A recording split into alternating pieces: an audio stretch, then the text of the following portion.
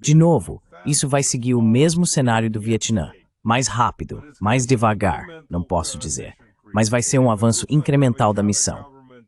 E se parecer que o governo Machado e qualquer força militar do nosso lado não conseguem vencer, então será preciso apoiá-los com pelo menos uma espécie de guarda pretoriana em Caracas. E se acabar havendo um confronto com a Colômbia também, você sabe, isso só vai escalar ainda mais.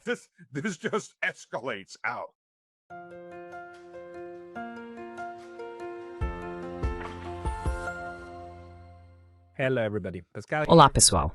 Aqui é o Pascal, do Neutrality Studies, e hoje estou conversando novamente com Stas Krapivnik, ex-oficial do Exército dos Estados Unidos, executivo de cadeia de suprimentos e especialista militar e político. Stas, bem-vindo de volta ao canal. Obrigado. Sempre um prazer. Da mesma forma, eu queria ouvir sua opinião hoje sobre duas questões. Vamos começar pela Venezuela. Ontem conversei com uma jornalista sueca que tem feito reportagens de lá, ou sobre o país, há bastante tempo. A visão dela é que isso é apenas a máscara caindo. Sabe, que toda aquela conversa humanitária que nos empurraram em 2019 e por aí vai, está se desfazendo. A Venezuela é mais ou menos uma questão de petróleo. Como você está vendo essa intensa demonstração de força e o afundamento de 7 navios civis na costa da Venezuela?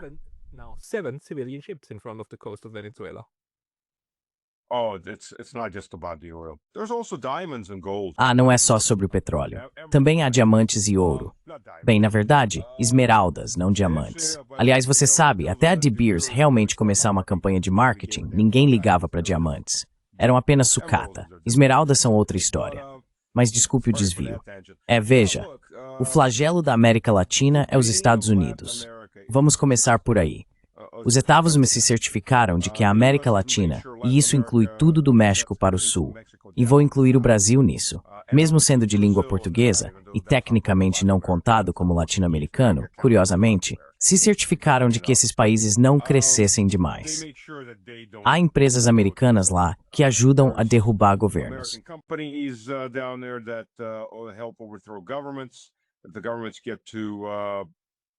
Quando os governos se tornam excessivamente nacionalistas e de repente decidem que seus recursos lhes pertencem e que precisam desenvolver suas próprias economias, geralmente acabam sendo derrubados. Os fuzileiros navais dos Estados Unidos têm invadido essas regiões, entrando bem nessas regiões, desde a década de 1910 ou até antes disso.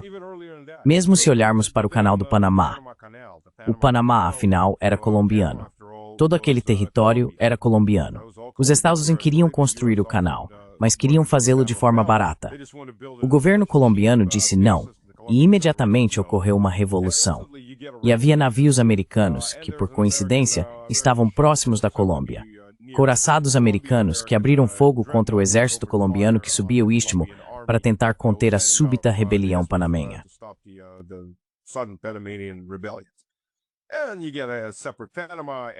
E você tem um Panamá separado, e ele vende o território por certas coisas. Então, esse é um processo que continua se repetindo e se repetindo. Estamos apenas vendo outra iteração disso. E a propósito, não é só a Venezuela agora, é também a Colômbia. O último barco que foi atingido, os colombianos vieram a público e disseram, veja, havia 2 pescadores colombianos lá fora. Esses barcos estão sendo completamente destruídos. Então, além de ser ilegal, é assassinato. Isso poderia até ser considerado uma declaração de guerra, porque estão matando civis de diferentes nações. Eles mataram alguns civis de Trinidade.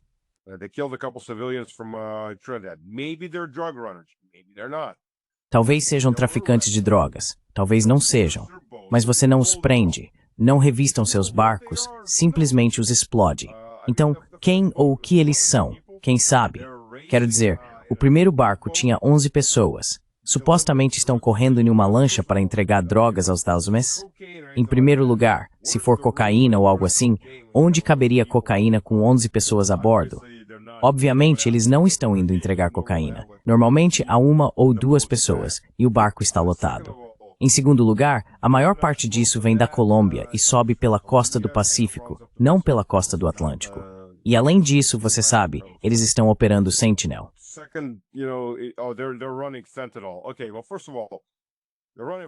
Ok, bem, antes de tudo, eles estão vindo de 2.000 quilômetros de distância. Por quê? O fentanil é produzido, pode ser feito em qualquer porão. Já a cocaína, por outro lado, vem de uma planta que precisa ser colhida e processada. Então, como em qualquer indústria, o processamento é feito o mais próximo possível da fonte para economizar nos custos logísticos. O fentanil pode ser preparado em qualquer porão. E sabe onde provavelmente a maior parte dele é feita? A cerca de 10 quilômetros da fronteira dos Estados Unidos. Não podemos esquecer que existem cidades mexicanas literalmente coladas à fronteira dos... Isso é aprovado. As cercas dos Estados Unidos, especialmente as que o Trump começou, se você reparar, são feitas de barras de metal, certo?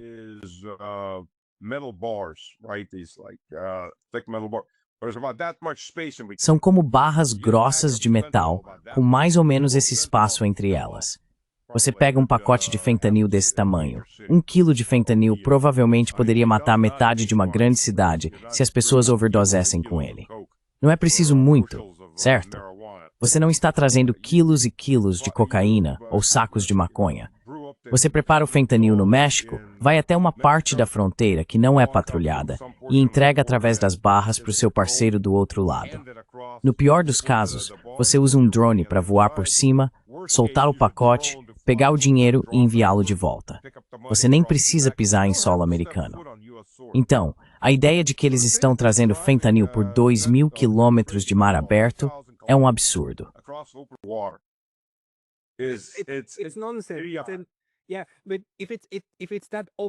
Sim, mas se for tão obviamente apenas uma desculpa, um pretexto para justificar o poder de fogo do Departamento de Guerra naquela região, então a questão é, qual é a verdadeira agenda, certo? E no momento, todo mundo espera que haja algum tipo de ataque de decapitação contra o regime de Maduro. Eles não conseguiram derrubá-lo em 2019 com todo aquele... Como era o nome dele? Ele nomeou Juan Guaidó. Todo aquele negócio. O tipo de levante indígena, o levante das ONGs, a Revolução Colorida, fracassou. A abordagem recente também fracassou. O cara foi reeleito.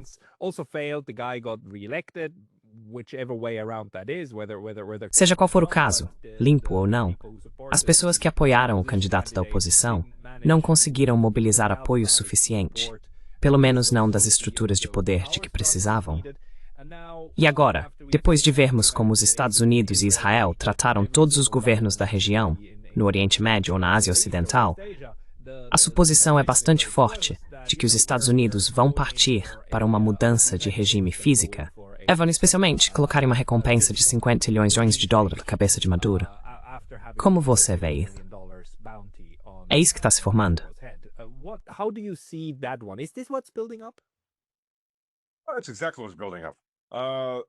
Era exatamente isso que eu estava preparando. O Rubio tem uma fixação por revoluções. Ele vem promovendo isso na América Latina porque, você sabe, a família dele teve que fugir de Cuba por causa do Castro. O que é meio verdade, exceto que eles na verdade fugiram quando o Batista ainda estava no poder e saíram porque o pai dele era um revolucionário que foi torturado pelo Batista. Então, há alguns pequenos detalhes que meio que distorcem a... Os estados apoiaram o Batista, sim. Sim, a partir do marxismo, a história. Cocaine Rubio. Aliás, você sabe por que ele é chamado de Cocaine Rubio?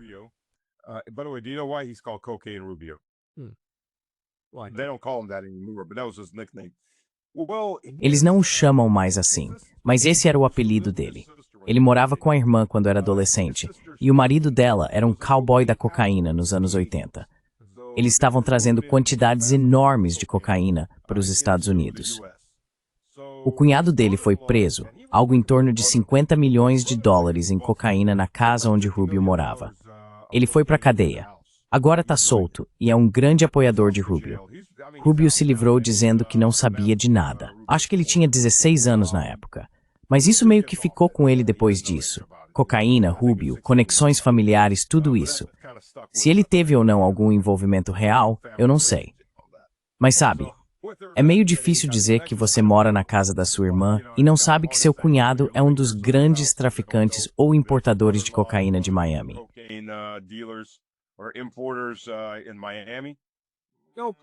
Não, como você está? Ele gostava de fazer pães.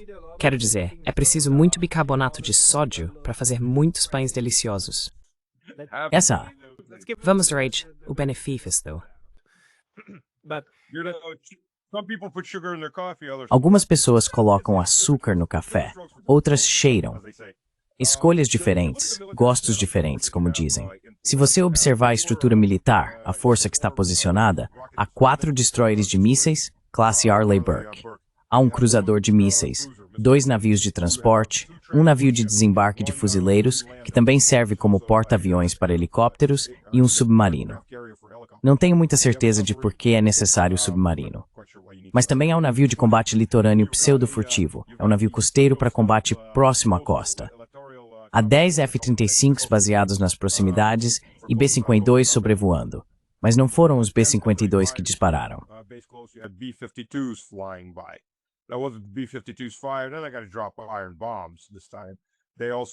Desta vez, eles não vão lançar bombas de ferro. Eles também vão disparar mísseis Tomahawk. Eles têm um carrossel de Tomahawks que podem lançar. E há cerca de 4.500 fuzileiros navais. O que você não está vendo é uma mobilização em massa de divisões pesadas nos Estados Unidos, o que indica que não há plano para invadir a Venezuela diretamente, porque 4.500 homens não vão tomar a Venezuela. A Venezuela tem um exército de cerca de 1 milhão de soldados, além das milícias. Então, obviamente, esse não é o plano. Mas a América Latina tem uma longa tradição, bem, boa, entre aspas, de militares derrubando governos eleitos ou não e assumindo o poder.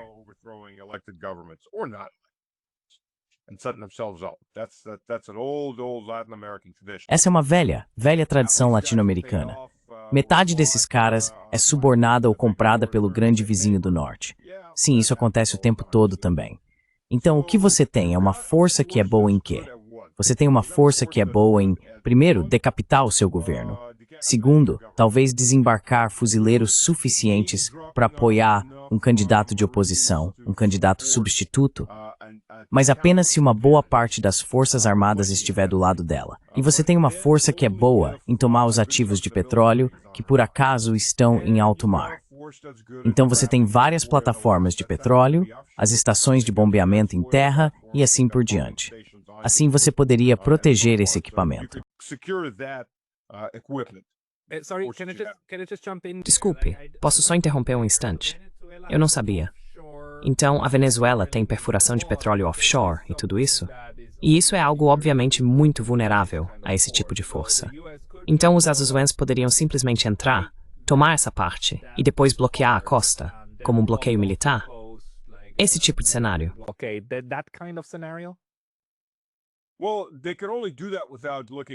Bem, eles só podem fazer isso sem parecer completos bandidos, como parecem na Síria, onde roubaram cerca de 150 bilhões de dólares em petróleo nos últimos 7 ou 8 anos. Eles só podem fazer isso se forem convidados.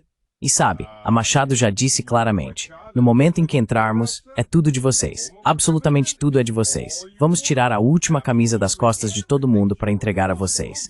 São todas corporações americanas. Sim, todas elas. A beleza disso é que ela nem precisa entrar, certo? Assim que os Estados Unidos dizem, reconhecemos você como a presidente no exílio, e então você nos convida para suas plataformas de petróleo. Bem, se houver terroristas lá defendendo-as, então nós os matamos e tomamos o controle. Mas fomos convidados, certo? Então é bem bonito, na verdade, como dá para racionalizar isso legalmente. Não estamos roubando.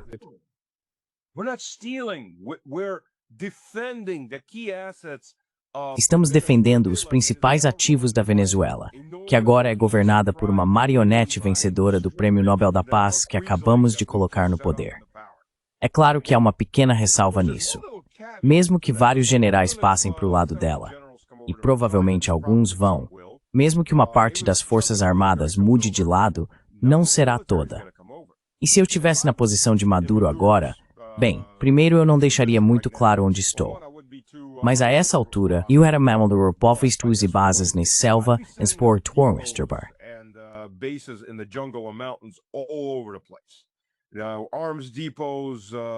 Agora, depósitos de armas, suprimentos de munição, garantindo que pelo menos as milícias e parte dos militares já estejam espalhados pela selva e pelas montanhas, esperando pelos Estados-Unidos.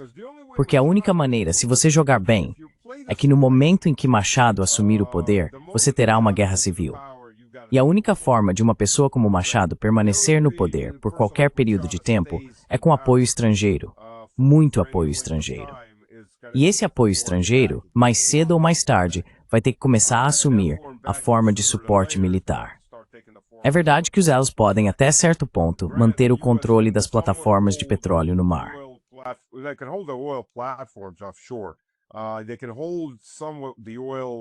Eles podem manter a infraestrutura de petróleo em terra, embora você possa continuar atacando com investidas de guerrilha, morteiros especiais, drones, coisas assim. Seu trabalho seria atrair os Estados Unidos o mais rápido possível. Se você olhar para a fronteira venezuelana, e nem estamos contando a Colômbia, agora Trump também está em conflito com a Colômbia. Mas se olharmos apenas para a fronteira entre a Venezuela e o Brasil, a fronteira venezuelano-brasileira, ela tem mais ou menos o mesmo comprimento da fronteira entre os Estados Unidos e o México. E ainda há a fronteira com a Colômbia. Quero dizer, é tudo selva e montanha. Você não consegue controlar isso sem muitas tropas em solo, e mesmo assim, mal consegue manter o controle.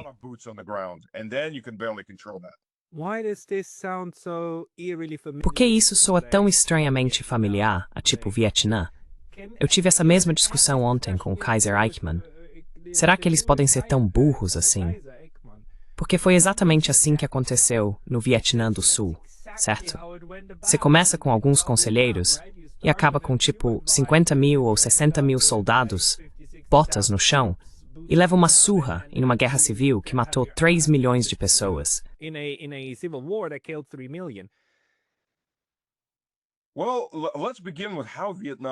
Bem, vamos começar com como o Vietnã começou. Sim, claro, o Vietnã. Eu nem vou entrar no incidente do Golfo de Tonkin, que não apenas foi exagerado, como nunca aconteceu. Nunca houve navios no Golfo de Tonkin. Ninguém atirou em ninguém. Isso foi simplesmente inventado do nada. A diferença é que, claro, não havia internet, nem fotos de satélite vindo de cima. Nada. Eles simplesmente inventaram. Os Estados Unidos tinham assessores em campo treinando os sul-vietnamitas. O Vietcong estava lutando contra os norte-vietnamitas, que eram duas entidades diferentes e não devem ser confundidas. Depois da ofensiva do Tet, o Vietcong deixou de existir.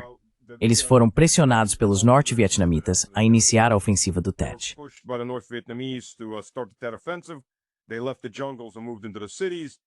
Eles deixaram as selvas e se mudaram para cidades, e foram exterminados pelos sul-vietnamitas ou pelos americanos.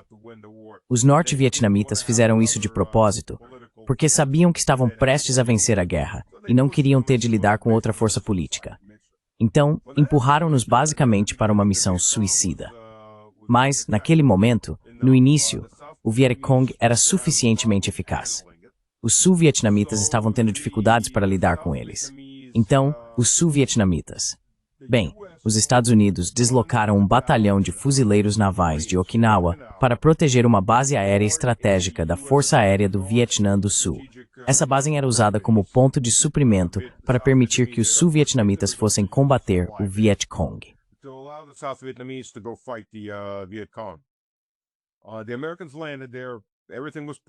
Os americanos desembarcaram lá. Tudo estava bem tranquilo. Eles não tiveram nenhum problema. Começaram a fazer patrulhas. Isso foi chamado de Mission Creek. Certo, agora estamos guardando esta base. O que há na selva? Vamos começar a fazer patrulhas de perímetro. Então eles começam a fazer patrulhas de perímetro. Tudo está indo bem sem problemas. O que mais podemos fazer? Vamos um pouco mais longe. Eles começam a expandir suas patrulhas para fora. E então passam a ter contato com o Vietcong, que está nas selvas um pouco mais distantes. O Vietcong está evitando os americanos, não está atirando neles, mas está lutando contra os sul-vietnamitas. Depois, os americanos começam a aparecer nos caminhos do Vietcong, e os confrontos começam a acontecer.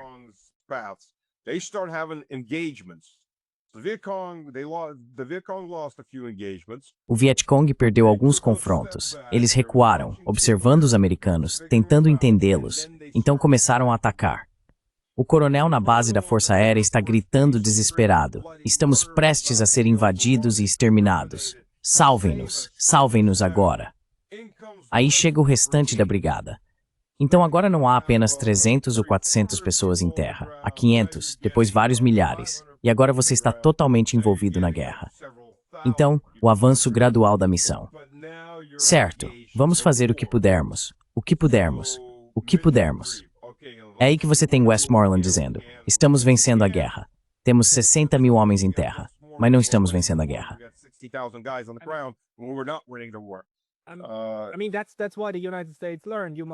Quer dizer, é por isso que os Estados Unidos aprenderam que não se deve colocar suas próprias tropas em campo, talvez só alguns contratados.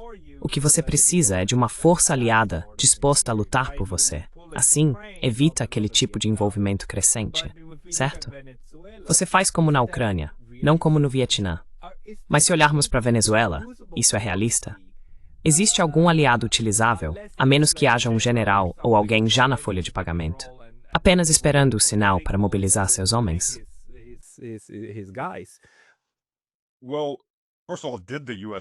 Bem, antes de tudo, os Estados Unidos aprenderam essa lição. Já se passaram 19 anos no Afeganistão. Os Estados Unidos aprenderam essa lição. Ainda temos os Estados Unidos no Iraque, com o governo iraquiano gritando há muitos anos. Supostamente o governo apoiado democraticamente, bem, quem não quer o apoio americano, vem dizendo há anos, saiam do nosso país. Os Estados ainda estão no Iraque. Não é mais uma força tão grande lá, mas ainda estão presentes. Os Estados Unidos estão na Síria. O quanto os Estados Unidos aprenderam, afinal? Os Estados Unidos estiveram no Líbano. Pelo amor de Deus, os Estados Unidos não aprendem. Porque se você olhar para os generais dos Estados Unidos, especialmente nos últimos 30 anos, eles são idiotas certificados. Veja aquele programa político russo de cerca de um mês atrás. Porque todos os oficiais mais inteligentes dos Estados Unidos estão no posto de coronel, porque esses coronéis nunca vão chegar a generais.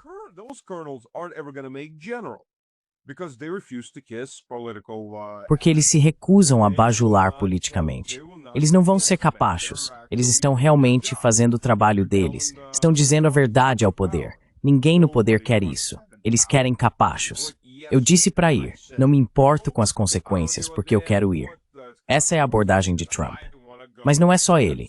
Trump só é mais vulgar e aberto sobre isso. Se você acha que Clinton, Obama, Biden ou Bush eram diferentes, todos eles querem capachos.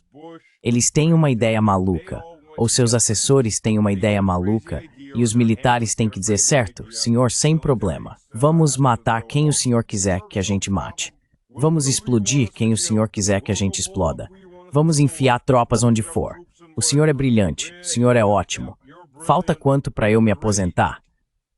Meu grande contrato vai me render alguns milhões de dólares trabalhando como diretor de uma empresa ou aparecendo na CNN. Entendido. Tá tudo ótimo.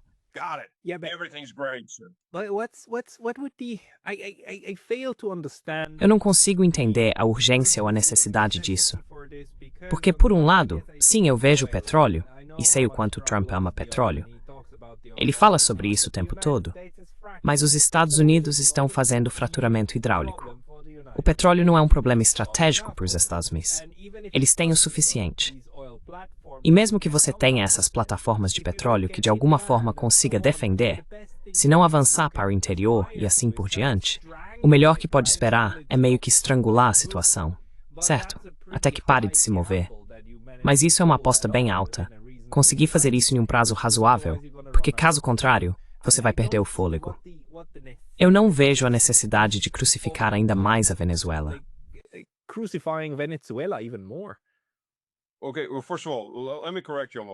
Ok, bem, antes de tudo, deixe-me corrigi-lo quanto a isso. Não é fraturamento hidráulico, é petróleo de xisto. O fraturamento é um processo usado em quase qualquer poço de petróleo, exceto quando se tem um reservatório gigante de óleo, como na Arábia Saudita ou em alto mar, no norte da Rússia. Eu era diretor de cadeia de suprimentos na Halliburton para a Eurásia, e estávamos dando suporte a um poço exploratório que a Exxon e a Rosneft perfuraram ao norte de Astrakhan, em alto mar. Ela tem uma quantidade gigantesca de petróleo. Leva, mas tem tempo suave. Está sendo ainda o de desenvolvimento futuro.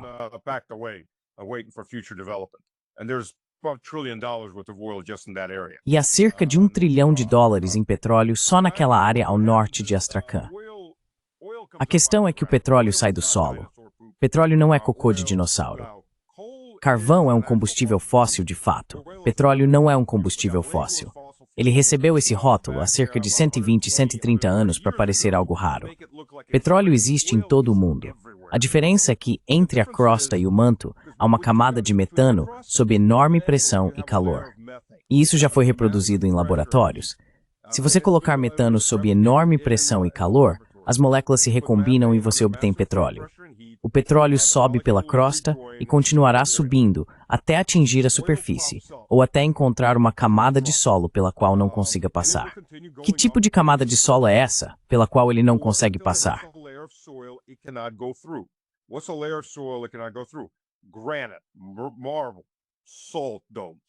Granito, mármore, domos de sal, áreas assim. O petróleo se acumula ali, formando zonas economicamente viáveis de extração. Um exemplo clássico são as montanhas rochosas, e não apenas as rochosas. Há petróleo sob a maioria das montanhas. Por quê? Porque quando duas placas tectônicas colidem e uma montanha começa a se formar, o que surge é uma montanha porque o silício é mutável. Dependendo da pressão e da temperatura, o silício pode passar de arenito a granito e depois a mármore. É o mesmo elemento. Ele apenas muda sob pressão e se recicla conforme a Terra se movimenta. Então, quando essa pressão empurra uma montanha para cima, ela cria granito. E uma montanha se parece com um dente, ela tem raízes. Por baixo há uma cúpula, e o petróleo começa a subir e fica preso sob essa cúpula.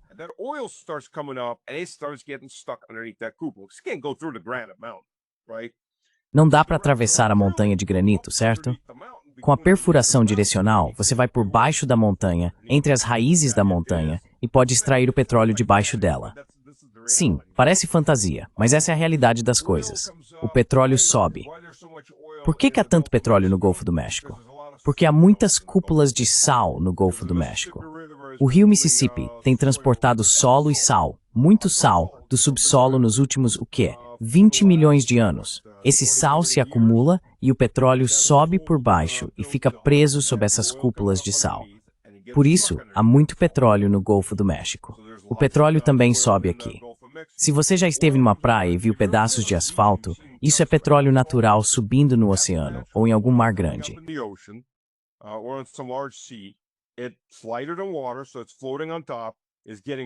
É mais leve que a água, então flutua na superfície. É cozido pelo sol, solidifica-se em asfalto natural e depois a água o leva até alguma praia. O petróleo está em toda parte. O problema, então, com o fraturamento hidráulico é que depois de perfurar o poço, ou a linha até a área onde você acha que o petróleo está, você coloca o tubo com os centralizadores, cimenta tudo, de modo que tem um bom tubo em um bom poço perfurado. Mas você não está extraindo nenhum petróleo. É só o tubo e o buraco. Você chega até o nível onde acredita que o petróleo está, coloca uma tampa embaixo e depois envia um eixo com explosivos. Eles são meio como cartuchos de espingarda, e às vezes é ácido também. Isso atravessa o tubo e o cimento até o subsolo. Você está fazendo buracos.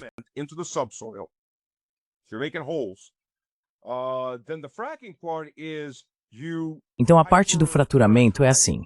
Você hiperpressuriza, certo? A pressão aumenta e racha o solo macio. Depois, sob essa pressão, você injeta uma areia muito, muito fina. Existe areia natural e areia artificial, dependendo do caso. A areia natural é cara, quero dizer, é uma areia microscópica. Ela entra nessas fendas e rachaduras.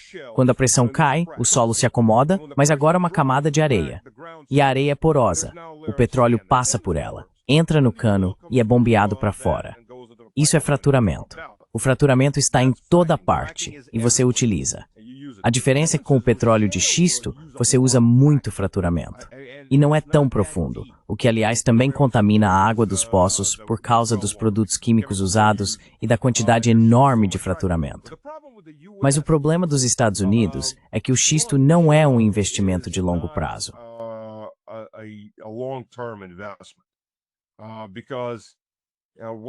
Porque enquanto um poço comum pode funcionar por 10, 15, 20 anos, alguns até mais, 30 anos, às vezes há poços em que a pressão natural se esgota ou nunca foi forte o suficiente para bombear.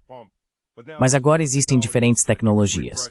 É possível reprimir ou usar motores, algo como hélices, que empurram o petróleo para cima. Então, hoje há diferentes maneiras de extrair o petróleo do subsolo. E, aliás, os poços de petróleo vazios começam a se encher novamente. Esse é um fenômeno observado há muito tempo.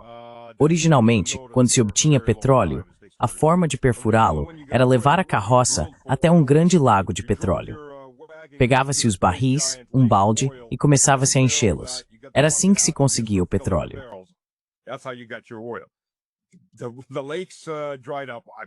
Os lagos secaram, obviamente, e também tiraram os dinossauros mortos de lá. Eles tinham afundado ao longo dos milênios. Depois começaram a cavar em busca de petróleo, o que matou muita gente, porque cavavam, atingiam o petróleo e tudo inundava. Literalmente, um cara com uma pá cavava em busca de petróleo, 2 ou 3 metros no chão, e se não o tirassem rápido o suficiente, ele simplesmente se afogava no petróleo. Então começaram a bater no solo em busca de petróleo, porque os poços, a perfuração de verdade, só veio depois. Eles só tinham uma marreta grande e ficavam batendo no chão, tentando quebrá-lo. Mas quanto mais fundo precisavam ir, mais tecnologia era necessária. Então as coisas fáceis, o que estava mais à mão, acabou bem rápido, há cerca de 140 anos.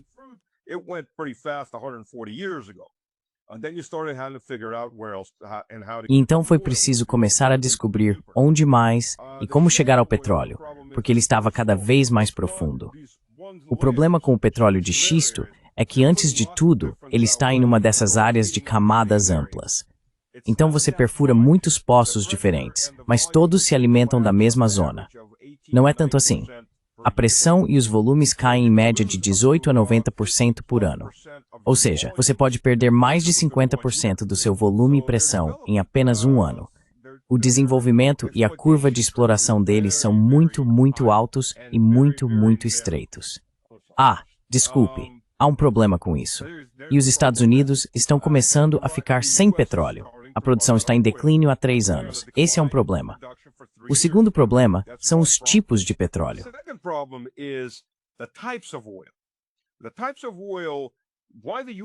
Os tipos de petróleo explicam por que os Estados Unidos continuam comprando petróleo da Rússia. As refinarias instaladas no Texas, como Beaumont, na fronteira, e em Lake Charles e Lafayette, na Louisiana, são todas configuradas para processar petróleo bruto pesado e com alto teor de enxofre. Existem apenas 3 lugares no mundo que produzem esse tipo de petróleo: Venezuela, Irã e as Montanhas Urais, na Rússia. Obviamente, não se pode comprar do Irã e também não se pode realmente comprar da Venezuela. Então é preciso comprar da Rússia. O problema é que alguém poderia dizer, bem, por que não simplesmente mudar para outro tipo de petróleo bruto? Poderia, mas isso exigiria vários bilhões de dólares em investimentos e cerca de meio ano a 1 ano para readaptar essas enormes linhas. Quero dizer, plantas de craqueamento de petróleo, refinarias, preservativstep escorsas e o puerhord biadapithling, number de squantspeth, Cambro landferentsport dupmar. And you're cracking it into different products. The last product is a gas called plastic. O último produto é um gás chamado plástico. Aliás, o plástico começa como um gás, que depois é combinado com outro conjunto de produtos químicos que o endurecem, e assim se obtém aqueles pequenos grânulos brancos. Adicionam-se outros produtos químicos para criar diferentes tipos de plásticos, como você os conhece. Mas tudo vem de diferentes cargas de refinaria. O processo de craqueamento, aliás, foi desenvolvido na Rússia por um cara chamado Shukov, acho que lá pelos anos 1880 ou 1890. Um cientista e engenheiro genial, ele criou muitas inovações, incluindo o primeiro grande edifício com teto de vidro e aço em larga escala, o GUM, o enorme centro comercial em frente ao Kremlin. Ele o construiu ainda nos anos 1880. Esse cara era um gênio e foi quem estabeleceu o processo moderno de craqueamento. Antes disso, não era possível obter gasolina por perfuração. Foi por isso que os motores a gasolina realmente decolaram.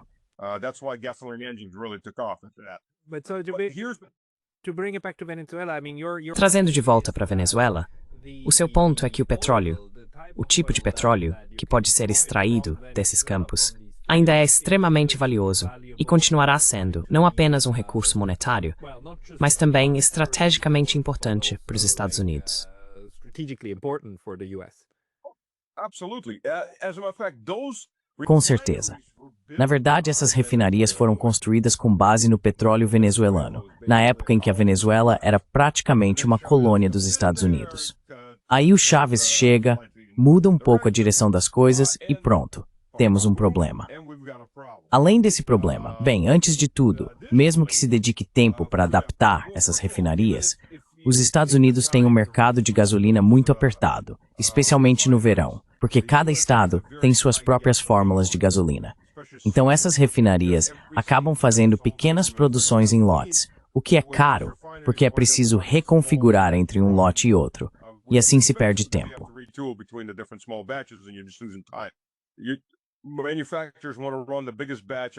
Os fabricantes querem produzir o maior lote possível de qualquer coisa, porque, uma vez que tudo está configurado e funcionando, é só repetir. Você não perde tempo e o investimento não é tão grande. Se for preciso reconfigurar para produzir outra coisa em qualquer fábrica ou planta de processamento, isso representa dinheiro perdido, porque não se está produzindo enquanto se faz a reconfiguração. E esse é um grande problema nos Estados Unidos. Realmente é, na verdade, um grande problema nos Estados Unidos. Então, é por isso que isso é necessário. Agora, a infraestrutura de petróleo da Venezuela está em péssimas condições, em parte por causa do governo venezuelano. O governo pegou muito dinheiro durante o governo Chávez, começando com Chávez, dinheiro que era necessário para reconfigurar e fazer reparos.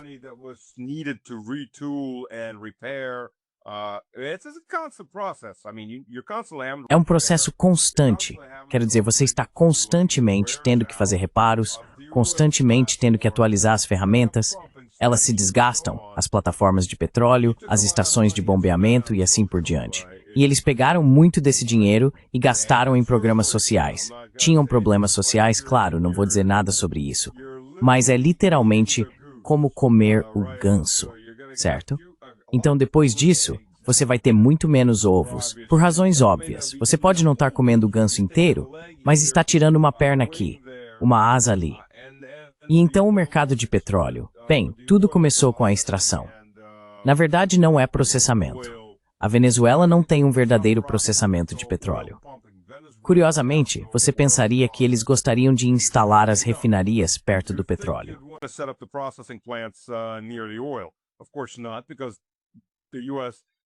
Claro que não, porque os Estados Unidos, nesse caso, assim como uma colônia dos próprios Spás, estão lá pelos recursos naturais, e os estados ficarão com a parte de valor agregado da cadeia. Agora, outro problema vindo dos russos. Você tem a Rússia e a China trabalhando com a Venezuela. E uma das coisas que a China está fazendo, além de reorientar as exportações venezuelanas para a China, é instalar refinarias de petróleo nas proximidades. Estão mesmo? Exatamente. Sim, supostamente em Trinidad. E estão montando uma lá, não muito longe, do Omaditu, no água. Então isso vai ser um problema.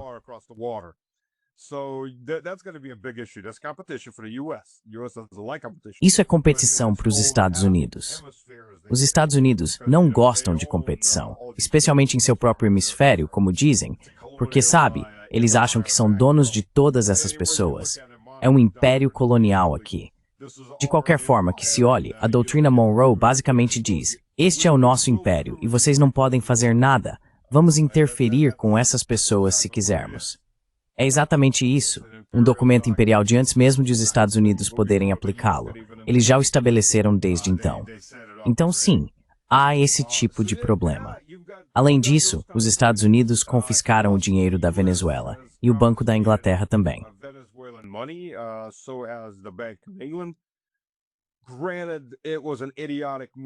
É verdade, foi uma decisão idiota do governo venezuelano manter seu dinheiro em bancos dos Estados Unidos e do Reino Unido, especialmente considerando que eles não estão exatamente em bons termos com esses países. Sim, eles tomaram algumas decisões muito estúpidas, mas o fato é que o dinheiro deles foi confiscado, dinheiro que poderia ter sido usado para modernizar a indústria do petróleo. Então, mesmo que os Estados Unidos entrem em cena, será necessário trazer muitos especialistas e equipamentos. Não vai ser uma situação de vamos começar a bombear petróleo nos volumes de que precisamos de forma imediata. Vai levar cerca de 1 ou 2 anos de manutenção, reforma ou substituição de equipamentos.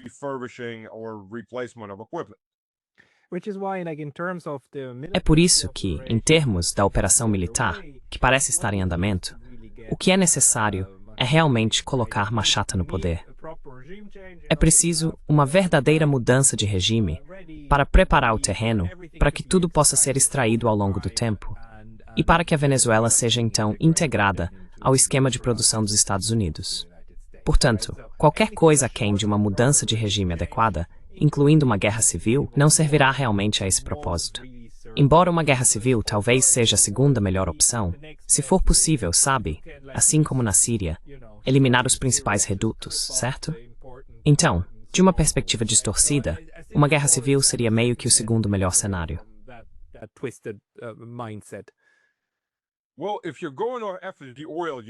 Bem, se você está indo atrás do petróleo, pode cortá-lo com muito mais facilidade, porque ele está tanto no mar quanto em terra, na área costeira. Mas se você está indo atrás das minas de esmeralda e das minas de ouro, bem, aí você tem um problema um pouco diferente. Elas ficam no interior, nas montanhas e nas selvas. Você precisa ir bem fundo lá dentro. Então, definitivamente, é preciso ter controle sobre o governo e também sobre o interior do país. Aí vem a pequena questão das fronteiras abertas. Não apenas porque os venezuelanos ou as forças opositoras estarão na selva lutando contra você, mas porque agora todo mundo tem uma bronca com os Estados Unidos, tanto a direita quanto a esquerda. E há milhões de pessoas lá. Eles têm uma fronteira aberta, podem atravessar e atirar nos soldados americanos.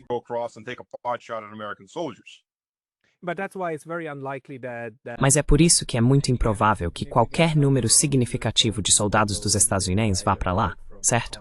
Tirando os contratados que provavelmente são necessários. Ou você acha que eles vão fazer isso? Você acha que eles seriam tão burros assim? Eles são tão burros. Mas 4.500, quer dizer, não dá para ser tão burro a ponto de pensar assim.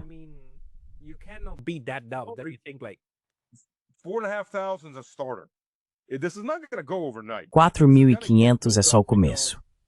Isso não vai acabar da noite para o dia. Vai crescer, porque agora você está perdendo prestígio. Entrar é fácil, quero dizer, se meter em encrenca é sempre fácil. Sair dela e se limpar é uma realidade completamente diferente, porque agora há reputações em jogo, há egos, há investimentos na linha. Por que os Estados Unidos estão escolhendo a Venezuela, afinal? Como Trump disse, escolheremos as guerras que vencemos. Veja, o Afeganistão foi um desastre de 9 anos. Na verdade, mais de 19 anos. Foi um desastre absoluto. E depois, a forma que foi um verdadeiro circo foi ainda pior. Então, uma grande mancha negra.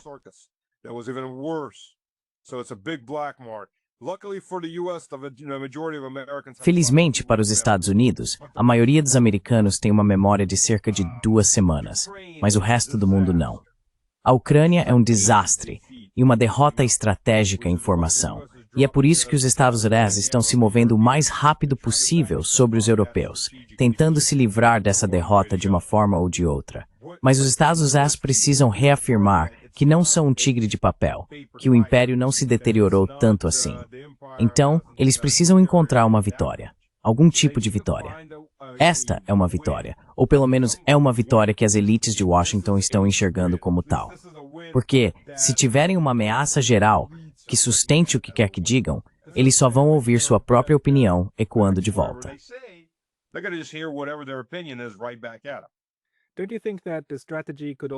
Você não acha que a estratégia também poderia ser simplesmente dizer, certo, vocês ficam com as estações offshore, são fáceis, e então começam a bombardear?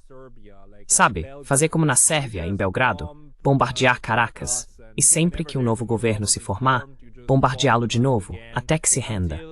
Porque para mim, parece que os últimos anos provaram a eficácia da guerra com drones e mísseis. Nem Israel, nem o Irã conseguiram se defender dessas coisas. Então, imagine Caracas. Você acha que vai ser uma estratégia com tropas em solo, em vez de apenas uma campanha de bombardeio bem grosseira? Just a very crude bombing campaign. Okay, so you got an average FPV drone, even without. Certo. Então você tem um drone FPV comum, mesmo sem retransmissores no ar. Você tem um drone FPV que pode percorrer cerca de 16 quilômetros. Então você tem instalações no solo. Quantos drones FPV de 500 ou $1.000 você pode lançar contra essas instalações? Ah, um monte deles.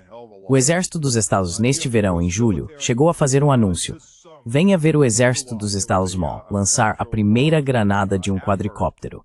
Sabe, algo que já vem acontecendo há 3 anos dos dois lados. Eles finalmente alcançaram o ponto de lançar uma granada de um quadricóptero. O problema é que todo o resto parece estar bem à frente disso. Então você vai ter drones FPV voando contra essas instalações dia e noite. E a única maneira de impedir isso é ter zonas de segurança. E essas zonas precisam ser suficientemente profundas.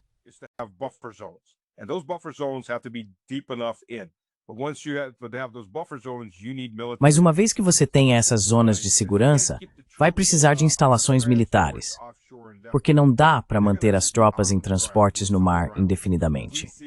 Elas vão ter que estar em terra, botas no chão, pelo menos ao longo da linha costeira. De novo, isso vai seguir o mesmo cenário do Vietnã. Mais rápido ou mais devagar, não dá para dizer, mas vai ser um avanço gradual da missão. E se parecer que o governo Machado e o exército que estiver do nosso lado não conseguem vencer, então vai ser preciso apoiá-los com pelo menos uma espécie de guarda pretoriana em Caracas. E se acabar havendo um confronto com a Colômbia também, isso só vai escalar. Tenho certeza de que eles vão atrás da Colômbia. É um governo de esquerda. E a propósito, há uma direita. Bem, na verdade, chamar essas pessoas de direita nem é a forma mais adequada de descrevê-las.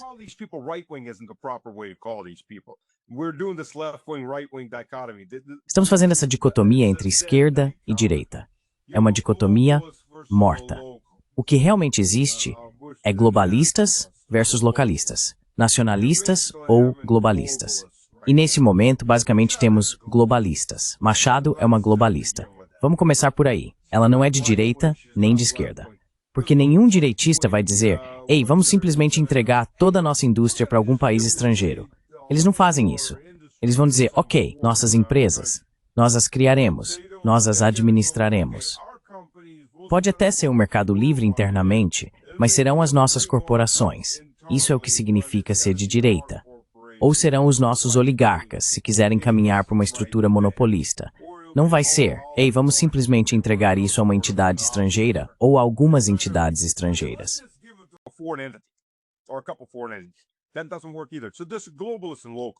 Isso também não funciona.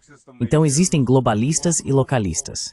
Qualquer que seja o sistema econômico que escolham, bem, os globalistas sempre escolhem basicamente o mesmo sistema.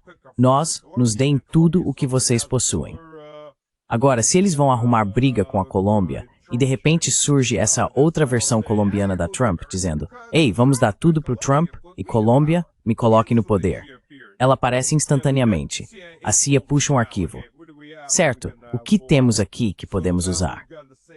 Então agora temos o mesmo cenário se repetindo na Colômbia nesta semana. Quero dizer, a Marinha está na área. Não é tão longe assim. É só atravessar a fronteira.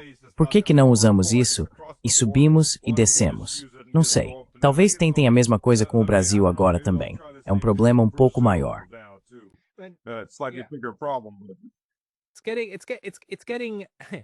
Está ficando cada vez mais óbvio e cada vez mais brutal o modo como eles estão tentando fazer o bom e velho colonialismo.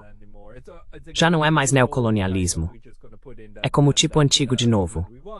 Vamos simplesmente colocar o governo que queremos com poder militar. Mas, e essa é a última coisa sobre a qual quero me aprofundar com você, tenho a impressão de que os Estados Unidos estão realmente ficando sem poder de fogo. Especialmente desde que os chineses disseram, chega de terras raras para vocês. Pesquisei os números. A estimativa que circula é que a Marinha, que tem o maior estoque de Tomahawks, possui cerca de 4.500 dessas armas, talvez 5, talvez 6.000. E então os outros ramos das Forças Armadas também podem ter alguns milhares cada um. Mas a produção desses Tomahawks é de apenas 60 a 90 por ano. E parece que a Raytheon não consegue aumentar isso, nem as outras empresas. Você acha que agora estamos ficando sem munição? Como você vê a situação de armamentos dos Estados Unidos? How do you see the ammunition situation of the United States? Well, first of all, let me clarify that a little Bem, bit. antes de tudo, deixe-me esclarecer um pouco isso. Não se trata de terras raras, e sim de ímãs de terras raras processados. As terras raras em si não são realmente tão raras. Elas estão em toda parte. Os Estados Unidos têm uma grande quantidade delas, especialmente em minas de carvão. A escória que é descartada contém muitos minerais de terras raras. O problema é que é preciso processá-las.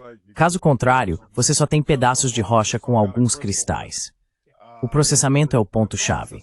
Os Estados Unidos nunca realmente investiram em processamento. É algo grande, caro e poluente. O país prefere comprar de outros.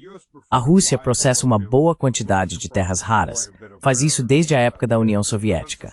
Mas nem de longe na mesma escala que a China.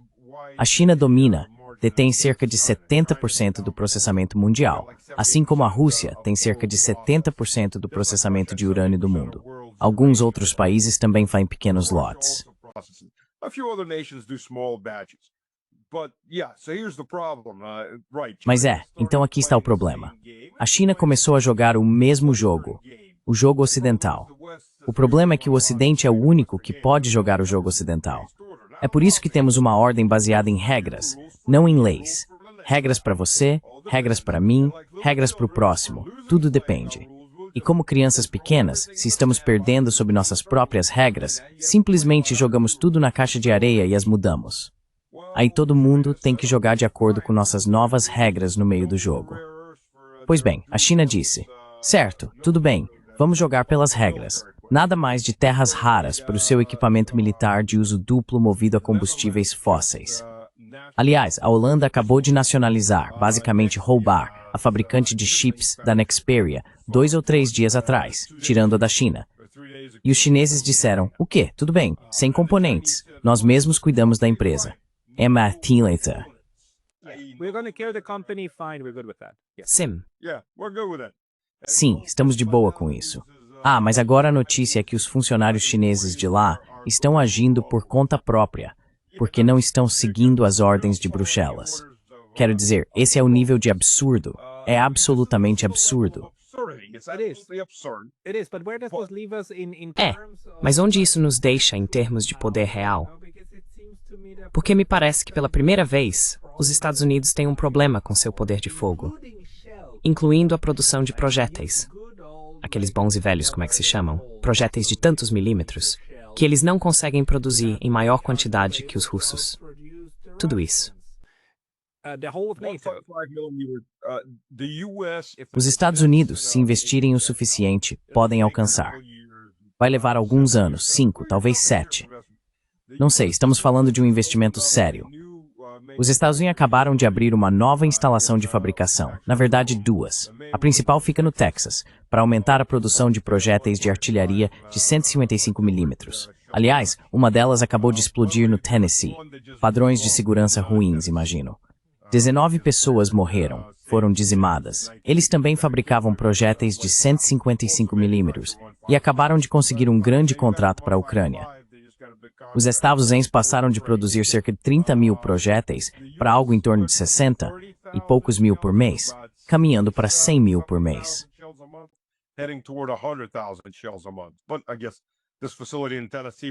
Mas acho que essa instalação no Tennessee explodindo vai ser um obstáculo para alcançar a marca de 100 mil.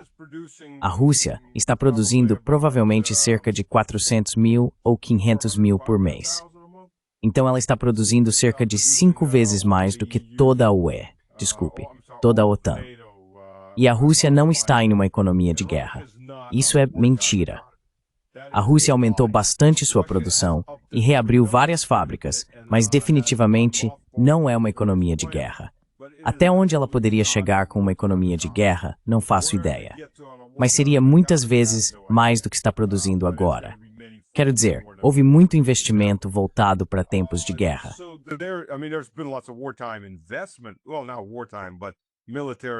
Bem, não é tempo de guerra, mas definitivamente houve investimento no setor militar na Rússia nos últimos 3 anos, sem dúvida. Mas, novamente, não é uma economia de guerra. Os Estados Unidos têm um problema com chips, então recorrem a empresas como a Samsung. Olha, vocês estão comprando esses imãs, certo? Pois comprem o dobro. E então vão à China. Vamos dobrar nossa produção. E os chineses dizem, sério? Mostrem. Mostrem como vocês vão dobrar a produção de computadores, geladeiras e o que mais estiver usando nossos chips. E os E-1000s respondem, bem, se vocês quiserem isso, vamos cortar vocês também. Então agora eles não vão ter nada.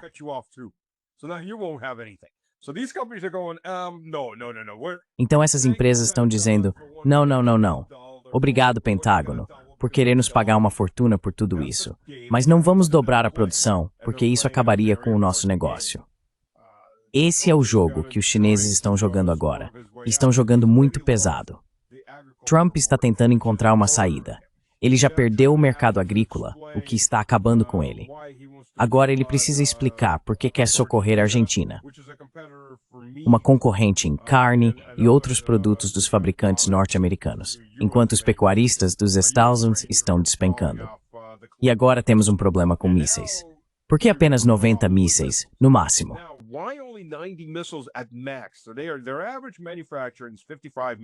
A taxa média de fabricação deles é de 55 mísseis por ano. E eles conseguem lidar com isso. Certo, 650 mísseis para os Patriots, aliás, e isso depois de aumentarem a produção em 10%. Por que é assim? Quero dizer, não dá para fabricar mais do que isso. Seria preciso construir novas fábricas, e isso levaria alguns anos para colocá-las em funcionamento, além de bilhões de dólares em investimento que eles ainda não receberam do governo dos Estados Unidos. Então eles não estão dispostos a fazer isso, e não estão aumentando a produção. Mas por que é feito dessa forma? Você pensaria em um contexto moderno, por que não conseguem fazer mais? Porque é feito para ser caro. É tudo feito à mão.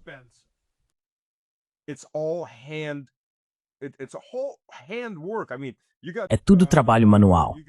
Quero dizer, você tem automóveis de alto padrão que são construídos à mão. Pense nisso como foguetes de alto nível, sabe? Foguetes de primeira linha. Nós montamos tudo à mão, colocamos a lâmina de madeira à mão e assim por diante. É feito para ser o mais caro possível, para gerar o máximo de lucro possível. O setor militar industrial dos Estados Unidos não faz isso pelo bem do país. Eles não estão nisso pela eficiência. Estão nisso para obter o máximo de fontes de renda. Sabe, eu costumava acreditar em um mercado totalmente livre. Mas então, bem, na maioria das coisas, sim, ainda acredito. Mas há setores-chave em que simplesmente não dá para fazer isso. Um deles é o de energia.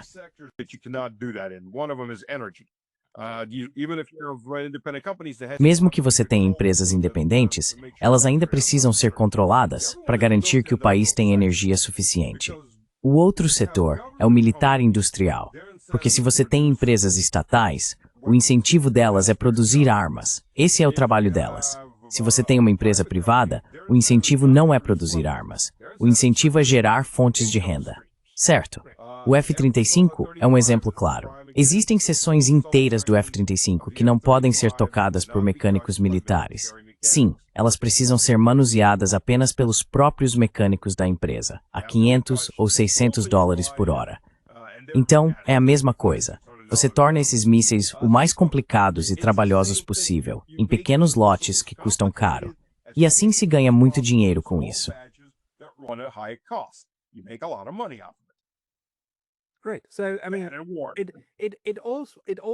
Ótimo. Então quero dizer, tudo se resume ao complexo militar industrial dos Estados Unidos estar estruturalmente ferrado neste momento. Quero dizer, você está preso em uma situação em que não está incapacitado, mas definitivamente não consegue se expandir da forma que a atual retórica de guerra, em praticamente todos os cantos do mundo, exigiria. Sim, absolutamente.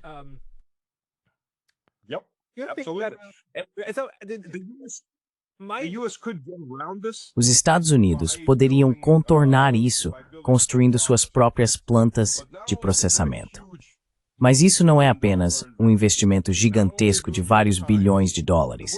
Não é apenas algo que vai levar tempo. Do jeito que o país é estruturado, pode levar uma quantidade enorme de tempo, porque essas plantas precisam ser construídas nos estados. Os estados vão exigir estudos ambientais, e esses estudos são fáceis de sabotar por qualquer grupo de interesse especial. Eles vão dizer, discordamos. E o que dizer daquele ratinho de cauda larga ali? Ok, próximo estudo. Mais 2 anos, outro estudo. Projetos desse tipo são constantemente adiados. É uma bagunça burocrática, com interesses especiais de todos os lados, jogando dinheiro nisso. As pessoas que fazem os estudos estão ganhando muito dinheiro. A menos que haja um bloqueio total, uma emergência militar, uma ditadura, isso não vai acontecer da noite para o dia. Provavelmente vai levar de 5 a 8 anos. Então os Estados Unidos estão realmente em apuros neste momento.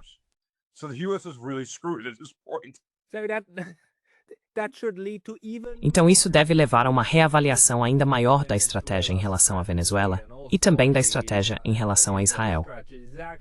Na verdade, é por isso que acho que Donald Trump, no fim das contas, decidiu não enviar Tomahawks, porque talvez finalmente a ala realista da Casa Branca esteja prevalecendo, olhando para os números e dizendo, olha, não está parecendo bom. E ele realmente disse isso. Precisamos de alguns para nós mesmos. Stas, alguma última observação para esse pensamento?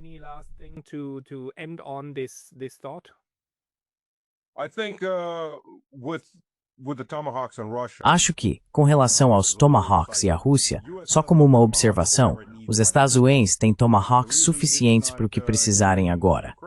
O motivo de não estarem entregando-os à Ucrânia é, acredito eu, aquela conversa de 2 horas que Trump teve com Vladimir Vladimirovich. Por mais que Putin tenha tentado não escalar o conflito, há pressão sobre ele também. Não podemos ignorar isso. Ele está no controle do governo? Sim, está. Não vai haver golpes, mas há pressão, uma pressão crescente, e pressão de diferentes lados para dar o troco nos Estados Unidos, para dar o troco na OTAN. E acho que essa foi uma linha vermelha de verdade. Todas aquelas outras linhas vermelhas foram os Estados Unidos que as estabeleceram e eles mesmos as cruzaram.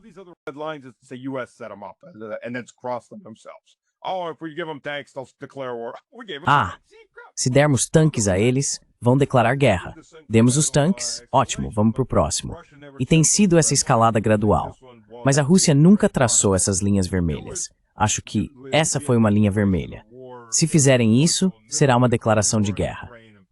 A Rússia pelo menos declararia guerra formalmente à Ucrânia e simplesmente a arrasaria de uma vez por todas, e possivelmente atacaria bases da OTAN próximas, ou fabricantes como a Rheinmetall, se a questão forem os mísseis Taurus. Eles atacariam diretamente, e não usariam armas nucleares, não precisam disso. Eles têm o Kinzhal, o Zircon, todos esses hipersônicos que não dá para parar, nem para mirar, são rápidos demais.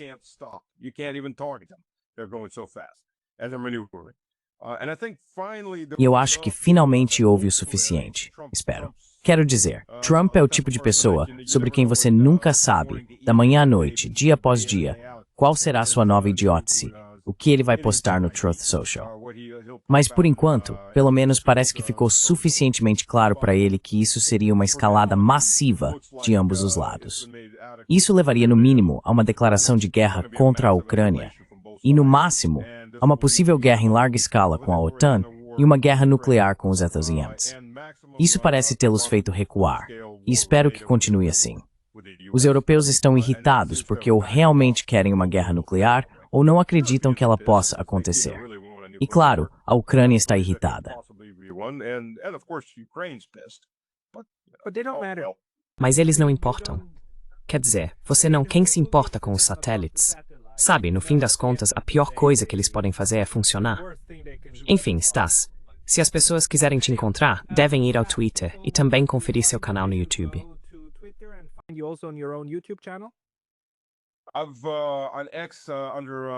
Eu tenho uma conta no YouTube sob o nome Stas Krapivnik, com o nome de usuário Mr. Slavic Man, Slavic com K, não com C.